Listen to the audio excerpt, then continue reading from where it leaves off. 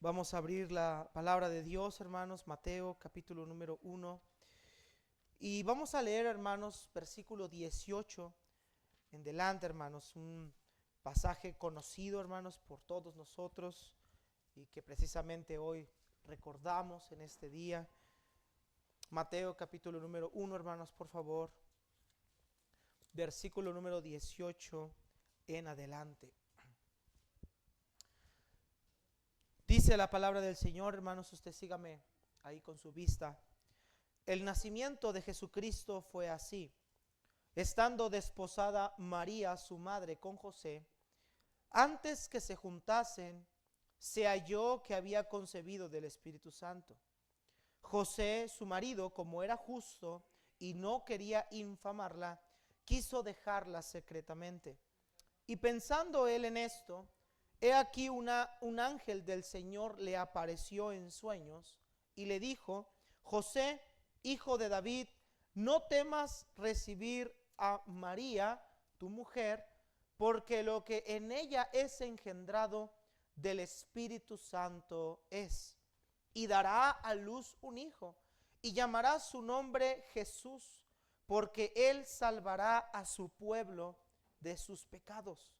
Todo esto aconteció para que se cumpliese lo dicho por el Señor por medio del profeta, cuando dijo: he aquí, una virgen concebirá y dará a luz un hijo, y llamarás su nombre Emmanuel, que traducido es Dios con nosotros.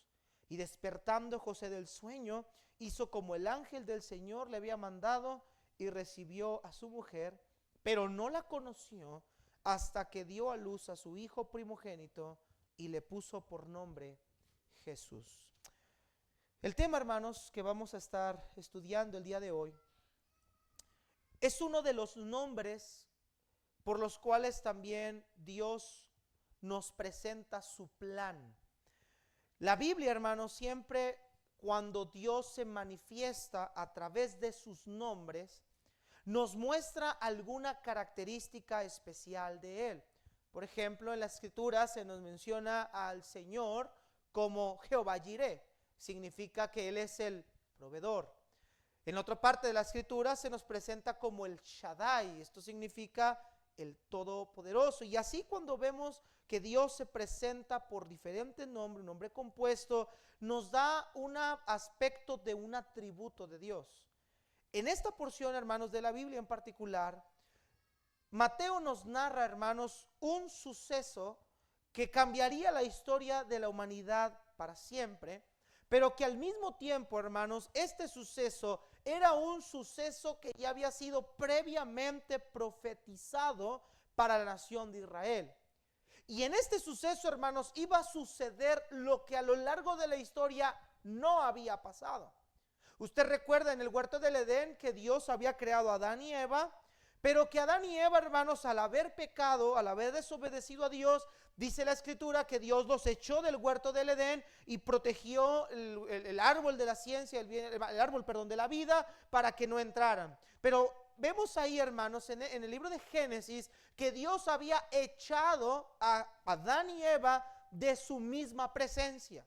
A lo largo de la historia, Dios se iba a manifestar a Israel por medio de profetas. Lo hizo por medio de Moisés y lo hizo por medio de profetas, de jueces y de algún mediador que pudiera comunicarse entre Dios y el hombre. Pero esta sería la primera vez en la historia que Dios se presentaría en medio del pueblo.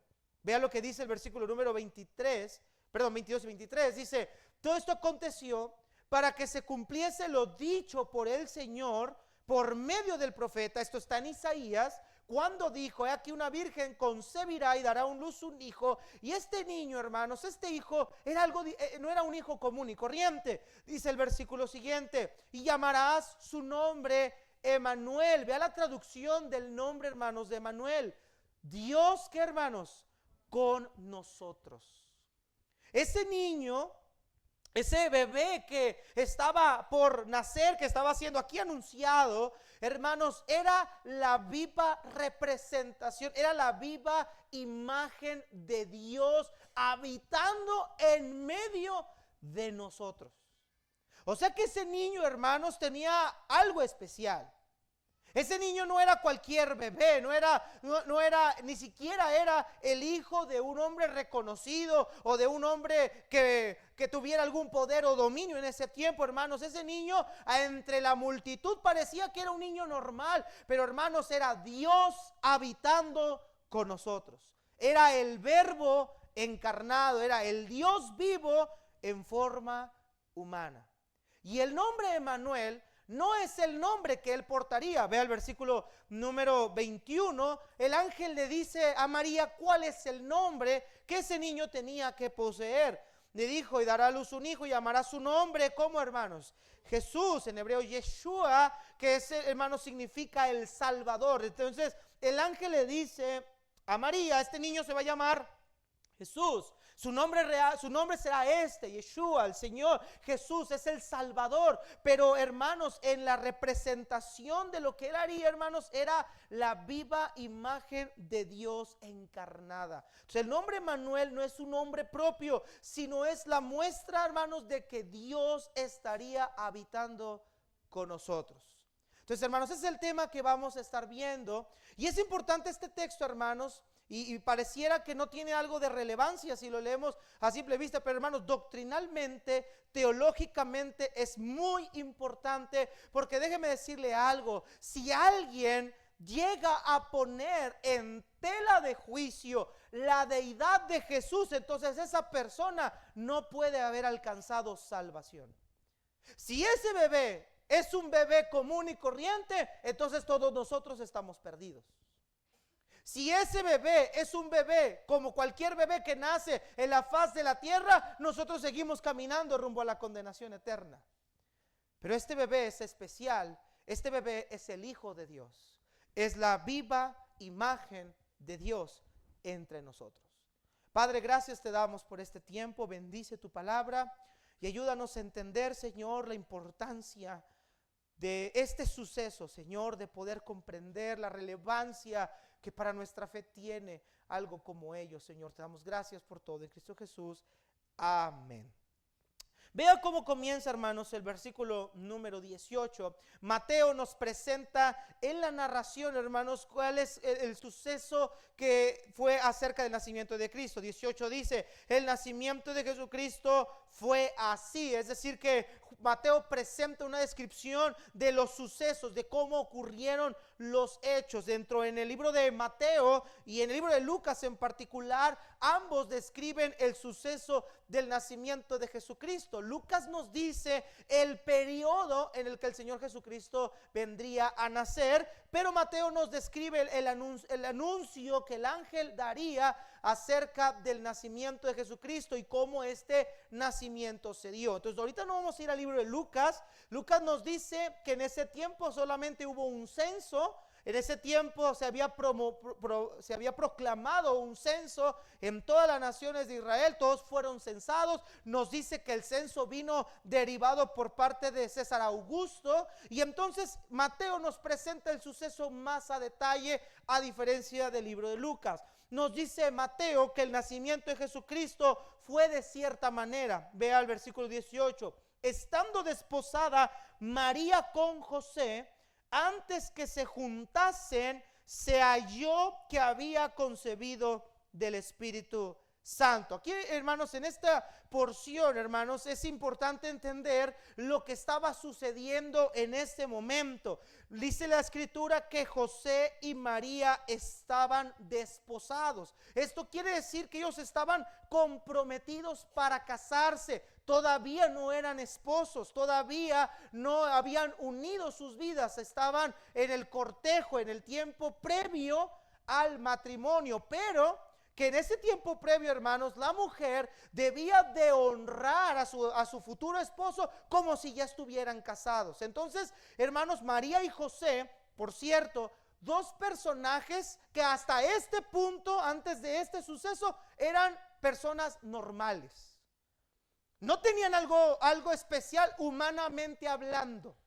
No tenían una posición especial, no eran unos reyes, no eran príncipes, no eran personas de la realeza, eran personas comunes y corrientes de la época. Pero para Dios, María tenía algo especial. María tenía algo que Dios había visto como una gran virtud. Y entonces, hermanos, vemos que en este proceso del desposorio previo al matrimonio, dice la escritura, hermanos, que se halló que María había concebido del Espíritu Santo. En otras palabras, María se había embarazado, pero su embarazo es diferente al embarazo de cualquiera de nosotros aquí. El embarazo de María no tiene que ver por medio de la fecundación de espermatozoide con óvulo, no. Quien fecunda el óvulo de María es el Espíritu Santo.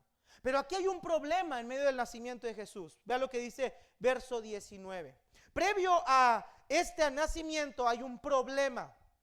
Dice el versículo 19, José su marido, como era justo y no quería infamarla, quiso dejarla secretamente.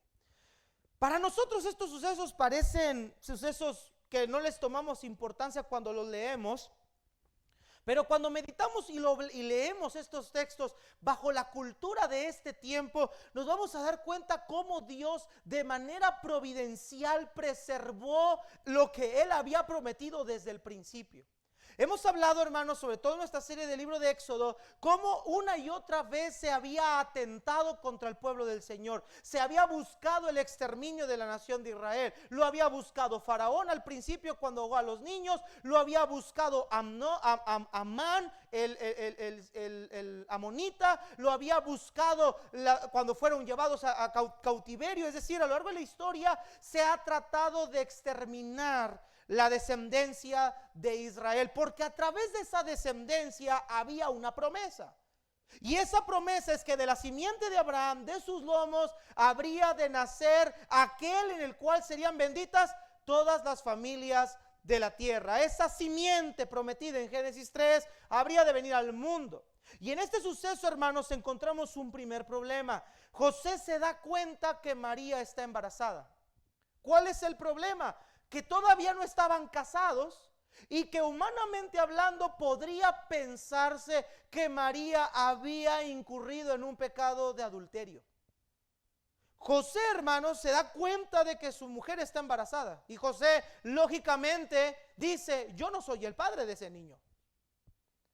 Ahorita voy a explicar por qué es importante todo esto dentro de hablar de la encarnación de Cristo, hermanos. Pero quiero que usted vaya siguiéndome. José se da cuenta que esta mujer está embarazada y José reconoce que él no es el padre. Vea lo que dice el versículo 19. No quería infamarla y quiso dejarlo secretamente. La palabra infamarla quiere decir que él no quería acusarla o llevarla a los ancianos para que la pudieran juzgar acerca de este asunto. José prefirió abandonarla y decir: yo la abandoné, yo la dejé.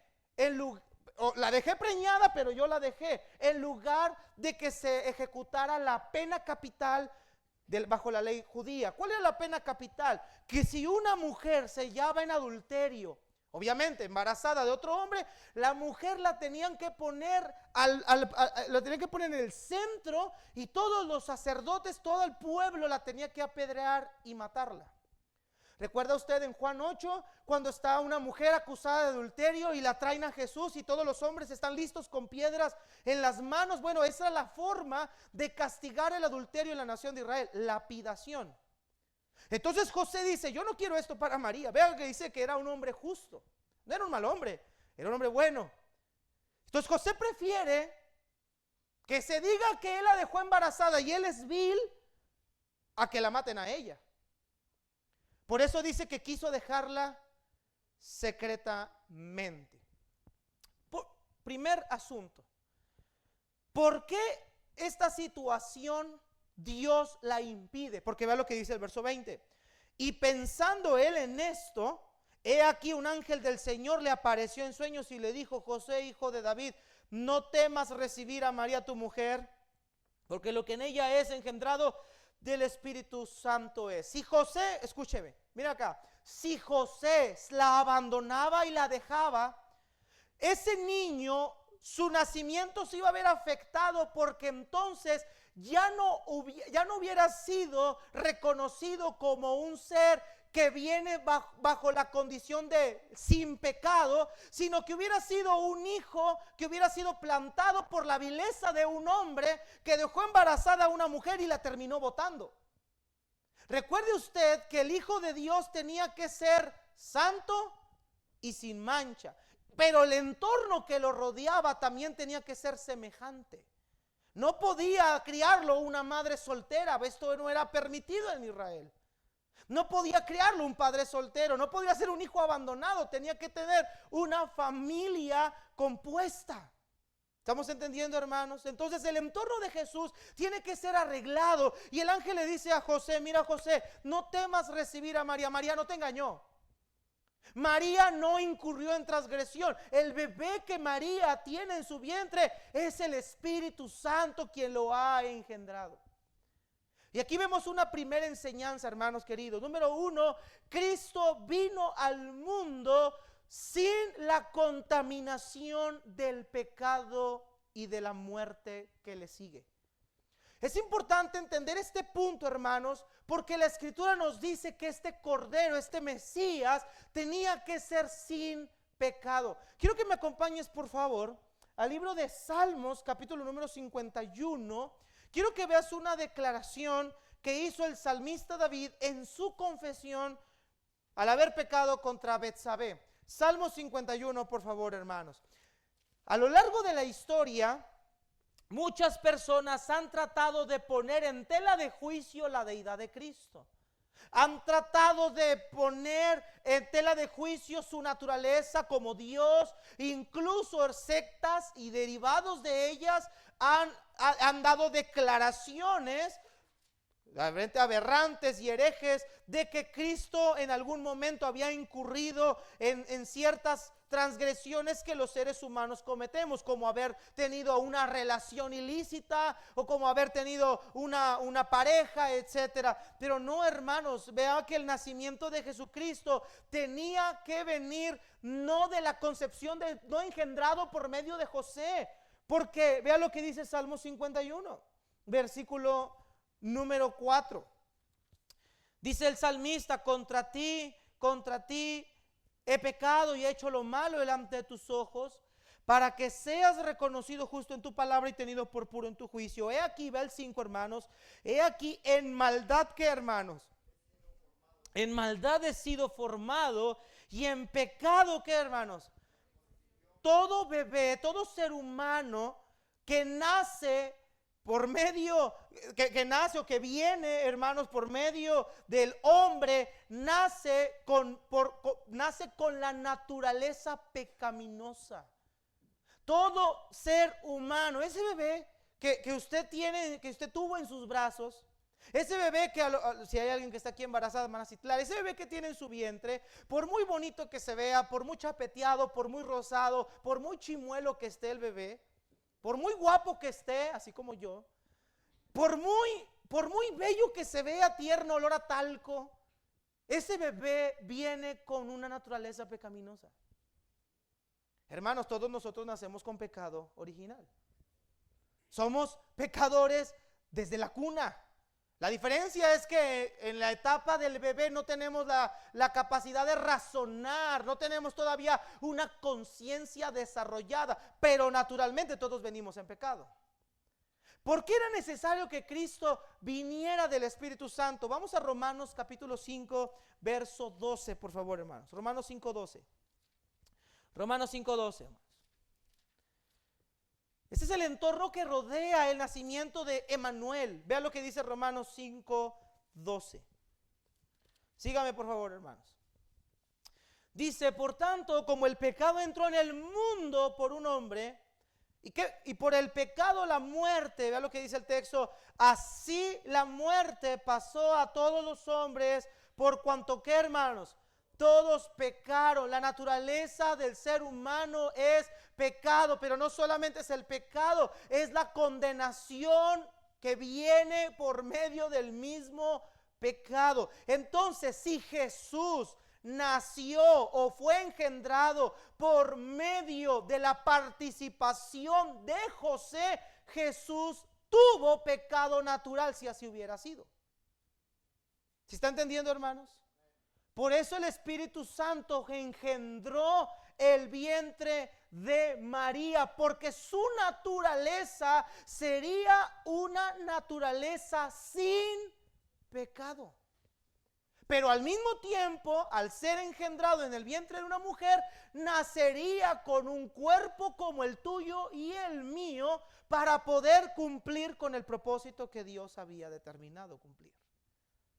Este es el postrer Adán. En Romanos lo describe como el postrer Adán. Es interesante que el primer Adán no fue engendrado de hombre y mujer. ¿De quién fue engendrado el primer Adán, hermanos? De Dios, hermanos. Adán no tuvo mamá, ni tuvo abuela, ni tuvo bisabuela. Adán fue engendrado directamente de Dios. Cristo fue engendrado directamente de Dios. No hubo participación humana. Esto es muy importante entenderlo, porque si decimos o si se dice que José es el padre de Jesús, la salvación entonces fue intrascendente. Porque un pecador no puede pagar por los pecados de otros pecadores, no tiene cómo remediar el problema. ¿Sí está entendiendo el punto importante de este nacimiento? Ahora, hermanos, José ve el sueño y entonces entiende que ese bebé que va a nacer o que está ya en el vientre de María es del Espíritu Santo. Quiero que vayamos al libro de Lucas, por favor. No sé si Rigo traiga aquí, ¿trae su Biblia de la Nueva Traducción Viviente ahí en la mano? ¿En la tablet? No, hijo, aquí lo veo entonces. Pensé que traías tu Biblia de la Nueva Traducción Viviente. Quiero que veas a Lucas, por favor, hermanos, capítulo número 2.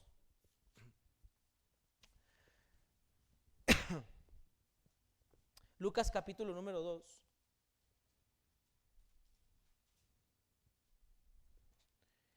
Vea lo que dice, hermanos, ahí en el versículo número... Se me perdió el texto. A ver, déjame ver si traigo mi celular. Déjelo busco, hermanos. Debemos entender que hay... Gracias. Ahorita lo busco, hermanos, porque lo tenía aquí y se me perdió. A lo largo de la historia, hermanos, debemos entender que siempre ha habido un ataque contra la deidad de Cristo. Siempre ha existido. Gnosticismo, arrianismo, hedonismo, evionismo, etc. Doctrinas donde enseñan que Jesús no fue Dios, que Jesús era un espíritu, que Jesús no vino en forma corporal, que Jesús no había tenido un nacimiento virginal, etc. Hay un pasaje en la Biblia, hermanos, voy a ver si lo trato de encontrar aquí, en el libro de Lucas 2, no recuerdo bien el versículo, creo que es el 2:33, creo que es el 2:33, a ver, vaya ahí por favor, creo que es el 2:33, déjame ver si está bien. Sí, 2:33. ¿Estamos ahí, hermanos? Quiero que lo lean en una traducción viviente, está en pantalla, por favor. Ahí está, léanlo por favor, 1, 2, 3, si alcanzan a leer. Hasta ahí. ¿Dice quiénes? Vaya a la Reina Valera 60. ¿Qué dice la Reina Valera 60? Ok. Parece que eso es un dato irrelevante, pero no lo es.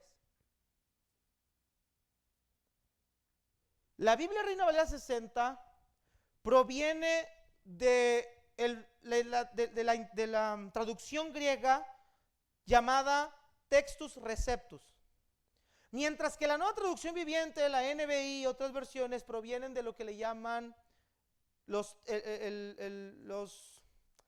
textos críticos o el aparato crítico, o los textos de West Conan Horde, o tiene otros, o textos alejandrinos, o etcétera, tiene muchos nombres.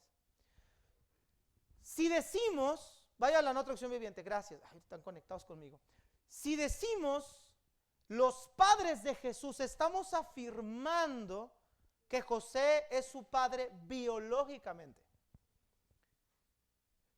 Vamos al 33 del Reina Valera 60. Pero en el griego, hermanos, del Textus Receptus no dice no usa el término griego pater, sino dice Joseph y utiliza el otro término griego para hablar de su madre. Tú dirías, esto pues es irrelevante. No, hermano, no es irrelevante. Porque al momento de yo afirmar que José sí es el padre de Jesús biológicamente, vamos a poner en tela de juicio su deidad y su integridad y su perfección como Dios. A lo largo de la historia ha habido muchos ataques directos contra la deidad de Cristo y en particular contra la deidad de Cristo. Por eso, hermanos, es importante entender la narración de Lucas y de Mateo y compararlas para darnos cuenta, hermanos, que José no tuvo absolutamente nada que ver con el nacimiento de Jesucristo, en forma de que él no puso nada de sí mismo para que Jesús viniera. Él vino del Espíritu Santo. Si estamos entendiendo, hermanos, el punto. La deidad de Cristo, hermanos, entonces nos deja entender que el sacrificio efectuado en la cruz fue aceptado por el Padre mismo. Él es el sacrificio perfecto. Vamos a regresar otra vez a Mateo, por favor, hermanos. ¿Por qué mencionar estas citas? Porque muchas personas se han confundido. ¿Cómo se contradice? No, hermano, la Biblia no se contradice. Pero hay traducciones donde hay más de 5,000 a 10,000 variaciones textuales y muchas de ellas tienen que ver con la deidad de Cristo. Ahorita les voy a enseñar otro pasaje también. Por eso es importante que nosotros veamos la narración y veamos con mucho cuidado estos elementos que, aunque usted los lee y parecen insignificantes, no lo son. Vamos por favor a Mateo, por favor, 1, donde estamos, versículo número 21. Ahora vemos otra parte del nacimiento de Jesús. Dice 21, y dará a luz un hijo y llamará su nombre Jesús, porque él salvará a su pueblo de sus pecados.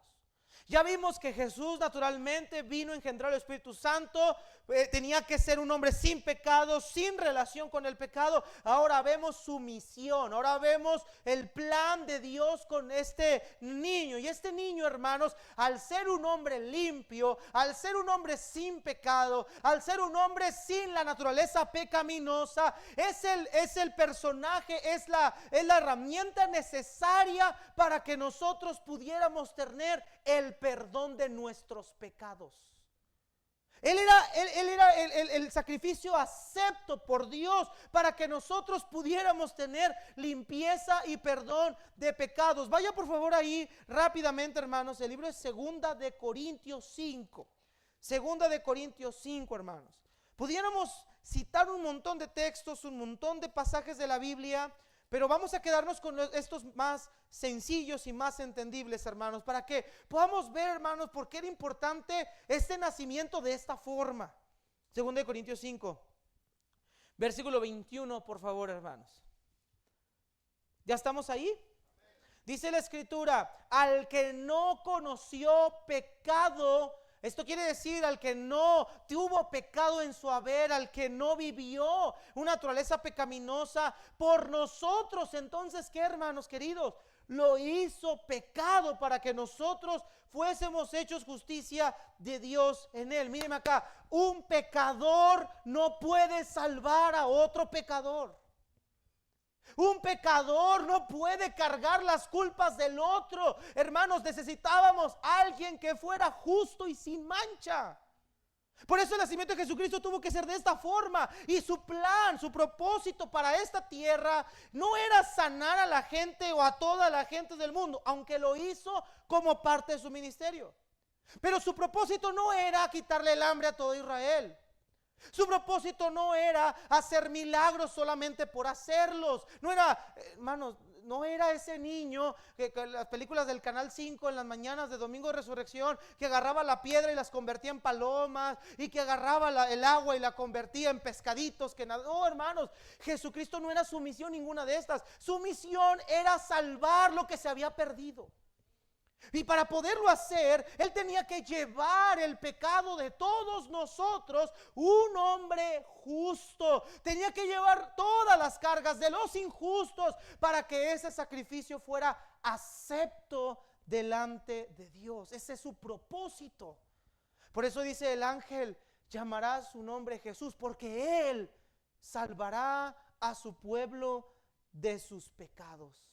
Él cargaría nuestros pecados, los llevaría en su cuerpo, los pagaría en la cruz del Calvario y posteriormente decir: consumado es. Esa cuenta está pagada, esa cuenta está saldada, y ahora nosotros, por medio de Cristo, somos justos. Su justicia ha pasado a todos nosotros por cuanto hemos creído en Él. Era importante entonces que este hombre fuera justo, sin tener contaminación de pecado, pero también para cumplir ese plan de Dios, salvar lo que se había perdido. En muchos textos de la Biblia Cristo dijo: yo no he venido a llamar a justos, sino a pecadores al arrepentimiento. Yo he venido a salvar lo que se había perdido. Los sanos no tienen necesidad de médico, los enfermos. Por eso, hermanos, ningún sacerdote puede perdonar pecados. Es que yo fui con el padrecito y me confesé y le dije: padrecito, fíjese que yo he hecho esto, vengo a confesarme. Y ahí está el otro faldillón diciéndole: no, pues sí, te perdono, ve y aviéntate 50 Padres Nuestros, 60 Aves Marías de rodillas y tus pecados serán perdonados. No, hermanos, el único que puede perdonar pecados solamente es Dios. Y a través de Cristo, hermanos, nosotros pudimos obtener el perdón de todos nuestros pecados. Entonces, Emmanuel tenía que ser sin contaminación de pecado y tenía que ser el Salvador del mundo. Regresemos a Mateo rápidamente, hermanos, para concluir. Mateo, por favor, hermanos, capítulo número 1, versículo 22 al 23. Y todo esto aconteció para que se cumpliese lo dicho por el Señor por medio del profeta, cuando dijo: he aquí, una virgen concebirá y dará a luz un hijo y llamará su nombre Emmanuel, que traducido es, ¿qué, hermanos? Dios con nosotros. Mire lo que dice Juan capítulo número 1. Ahorita, hermano, lo leíamos cuando empezábamos el servicio. Vea Juan capítulo 1 verso 14. Este niño, este bebé que iba a nacer próximamente, que iba a venir al mundo, era Dios con nosotros, era Dios encarnado. Mire lo que dice Juan 1:14. Y aquel verbo fue hecho, ¿qué, hermanos? Carne, y habitó entre nosotros, y vimos su gloria, gloria como del unigénito del Padre, lleno de gracia y de verdad. Dice Juan: ese verbo se hizo carne, ese verbo se humanó. Ahora, vamos por favor y vamos a entrar a comparación. Primera de Timoteo capítulo 3, 16. Reina Valera 60. Si ustedes me lo pueden proyectar aquí en la Nueva Traducción Viviente, por favor. Primera de Timoteo, aquí lo voy a escribir yo, en la tablet del hermano Rigo. Capítulo 3, versículo número 16. Otro pasaje que se han puesto en tela de juicio, hermanos, o en duda acerca de la deidad de Cristo. A ver, hermano, si me lo puedes acomodar porque no sé. Ah, no, ya lo vi. Gracias, hermano. Ya vi cómo. Dicen que las cosas se parecen a sus dueños, hermano. Y esta cosa pues está igual de marciana que el hermano. 1 Timoteo 3:16, ¿ya estamos ahí, hermanos? Fíjese bien, hermanos, qué interesante. Vamos a leerlo todos en la Reina Valera 60. ¿Listos? 1, 2, 3. 1 Timoteo 3:16, hermana. Todos juntos, 1, 2, 3.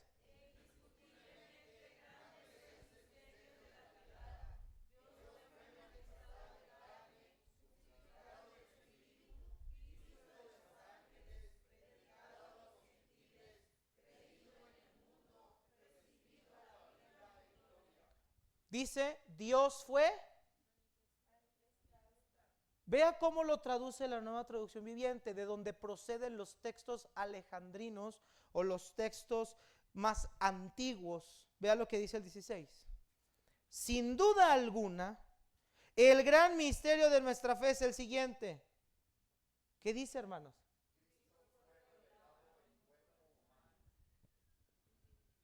Podríamos decir, no hay variación, sí la hay. Porque no dice Dios fue manifestado en carne, dice Cristo fue revelado en cuerpo humano. Entonces, ¿cuál tiene la razón? Hay un debate eterno en manuscritos acerca de esto, pero el texto alejandrino, que es donde muchas traducciones como estas proceden, son textos que tenían en la iglesia primitiva en el siglo I, tenían el concepto de que que estaban alteradas o eran herejes, porque los monjes alejandrinos, hermanos, siempre estuvieron en contra de la idea de Cristo y alteraron algunos textos que específicamente hablan acerca de la deidad de Cristo, como este pasaje, como el libro de Lucas que acabo de mencionar, primera de Juan capítulo 5, 7, y algo que debemos aprender todos nosotros: los textos más antiguos no quiere decir que son los más fidedignos, que es lo que ellos se apoyan. De hecho, en este tipo de Biblias viene un asterisquito que dice: esto no aparece en los manuscritos más antiguos. Pero eso lo añadieron dos hombres llamados Westcott and Hort, lo añadieron ahí como un punto de decir, bueno, como no viene lo más antiguo, alguien los añadió, diciendo que alguien puso Dios fue manifestado en carne, o que puso grande es el misterio de la piedad, 3 son los que dan testimonio. No, hermanos, nadie le añadió la deidad de Cristo. La deidad de Cristo la vemos a lo largo de toda la Biblia, hermanos, toda la Biblia. Entonces nosotros nos damos cuenta, hermanos, claramente que Dios, hermano, que este niño que iban a nacer es el Dios mismo, el Dios vivo y verdadero, encarnado en forma humana. No hay alteración en él. Cristo es Dios. El Padre es Dios y el Espíritu Santo es Dios. Y estos tres son uno, hermanos. ¿Estamos de acuerdo en eso? Pues aunque no lo esté, la Biblia lo dice. Pero es importante leer estos textos con mucho cuidado, porque no fueron anuncios nada más de así por al azar. No, cada cosa tenía su porqué, y el Espíritu Santo, el Padre, sabía cómo tenía que hacerse este asunto. Y entonces, hermanos, al ver, este niño es el Salvador que todos nosotros necesitábamos. Vea lo que dice Hebreos 1:3. Hebreos 1:3. Hebreos 1:3.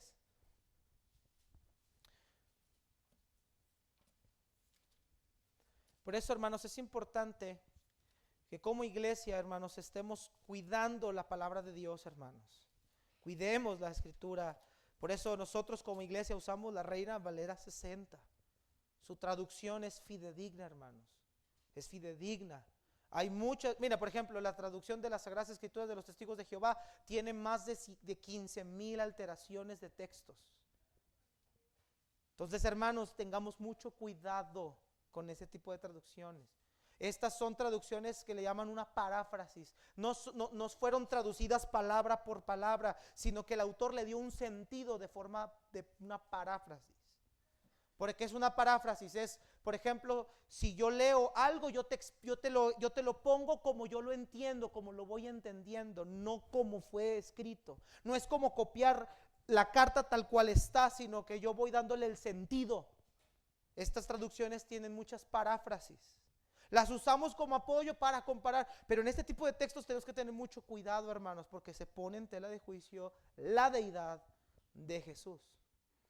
Hebreos 1:3, Reina Valera 60 dice, hablando de Cristo, bueno, verso 2 dice: en estos postreros días nos ha hablado por el Hijo, a quien constituyó heredero de todo y por quien asimismo hizo el universo, el cual, siendo el resplandor de su gloria y la imagen misma de su sustancia, y quien sustenta todas las cosas por la palabra de su poder, habiendo efectuado la purificación de nuestros pecados por medio de sí mismo. ¿Qué pasó, hermanos queridos?